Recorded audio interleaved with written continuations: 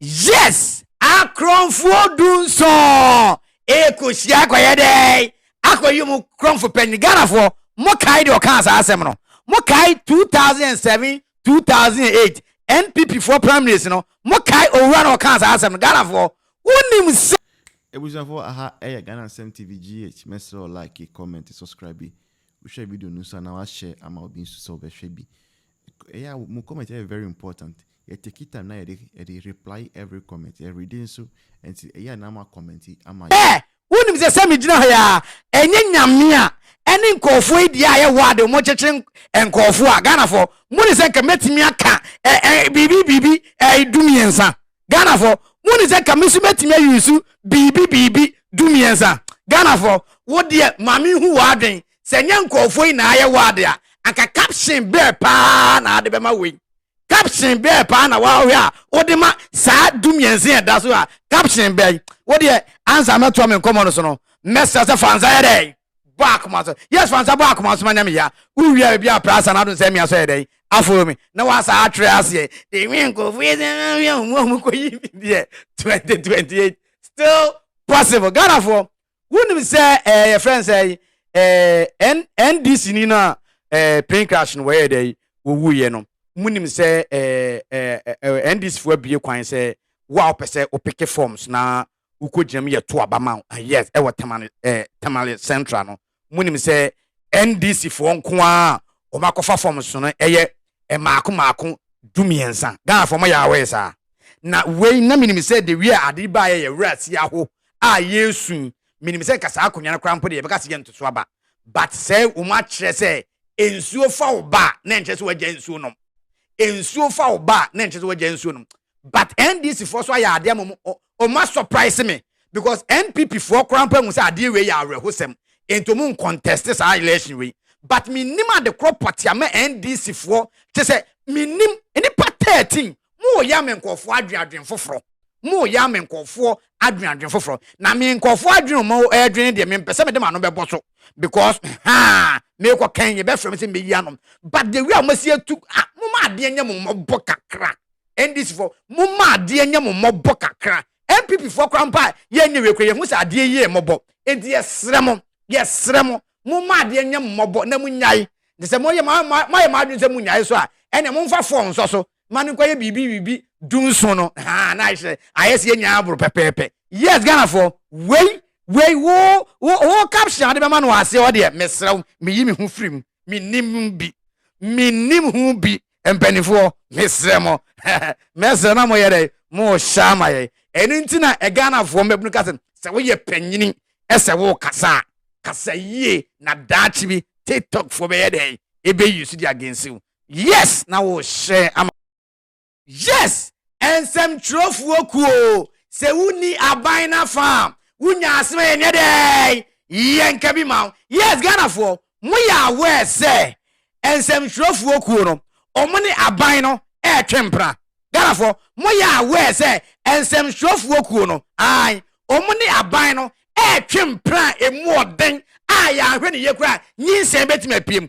Ghana for mo ya aware what the answer me to me common so kra no message fansa ye dey back maso yes fansa back maso manya me ya who here bia prasa na do say me so ye dey afolo me na wasa atrase the we ensem trofuo kuo esie tu omunsu atuogu afa bind ya shemu yi de 2028 still possible yes still possible Ghana for mo ya aware say wuntumi presenter na mo che no mo ya aware say woda so dem Ghana for ana mo ya aware say sa ekuo no a omo so mo kamiman sam trofo no wonim say omo nka ho asam Ghana for mo ya aware ana Ghana for munim say the etiti o ya atesem the etiti ne say ensem trofo kuo panyi no wase omo kwaye omo election no wontumi presenter no anto aba ama no enti no so ono akonya na asem a ono so wan kabi man Ghana for mo ya aware eti Ghana for eti de moa mo hwa ensem trofuo koi ene wuntumi presenter yi die ntie ye Ghana for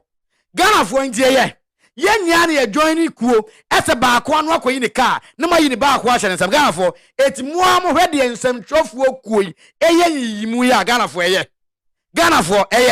wo de won hye ma me wate mo de mo hye me ye nka mo hwe Mon share mame, ma ensem shrofuo kuo, penny, nensanka. Ese wuntumi nipa no, oda so hyem o.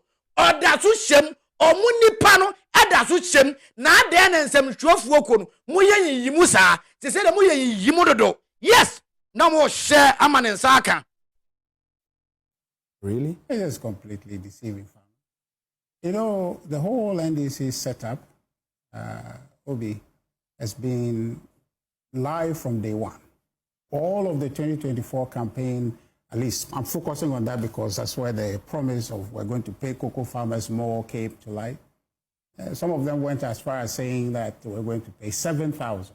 The finance minister, who you advised, campaigned in his constituency, telling people that this government, the Akufo-Addo government, was keeping their money, and that when he come, he will pay them 6,000. In fact, after January 10th or so, he had an event where he said he will pay 6,000. In fact, that gave a farmer confidence to say that what he is going to pay is good because they have struggled for years with poor pricing. It's his published document. Okay? Now, so the question is, Obi, what is all this story?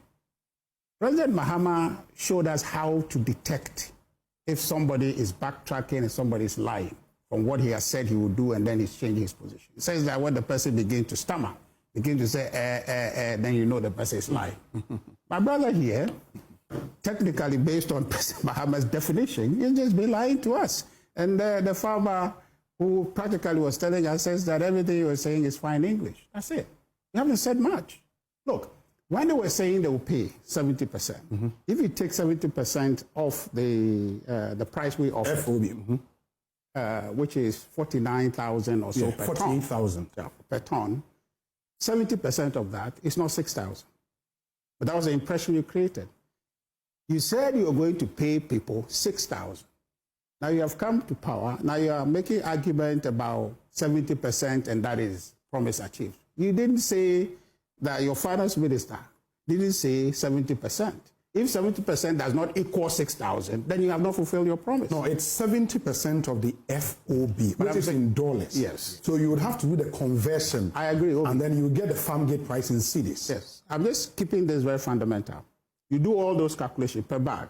We're looking at a promise that says you're going to pay 6,000. Okay. And the finance minister said that without compulsion in January after he knew he was going to be finance minister. Says that he will pay 6,000. Now they are making argument about FOB exchange rate that is gone down, and so therefore wickedly that is affected them. Doesn't make any sense. Your promise is independent of whatever situation, because when you were making it, you knew the dynamics of the market will not be held constant. Well, the argument has been that they made that promise based on the prevailing